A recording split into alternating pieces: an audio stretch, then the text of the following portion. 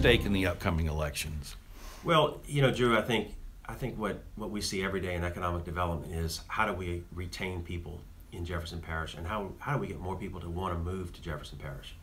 And education speaks volumes to that. If you look at parishes and counties across the country that are growing, it's because, in part, and I would argue mainly in part, that they have really good public school systems.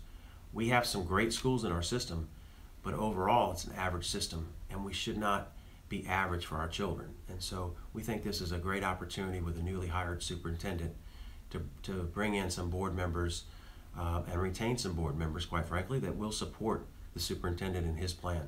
Mm-hmm. What are the other challenges in getting people to stay or to move here in addition to public education? Well, I would say housing is probably the primary.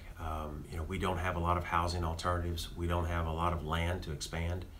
And the houses that we have here were, you know, built in the 50s, 60s, 70s, and so you're buying houses that are a few decades old, ranch houses that need to be renovated in a lot of cases. And so if you're a young family and you're looking at Jefferson Parish and you're thinking, okay, I've got to buy an older house, I've got to renovate, and depending on where I live, I might have to pay for tuition.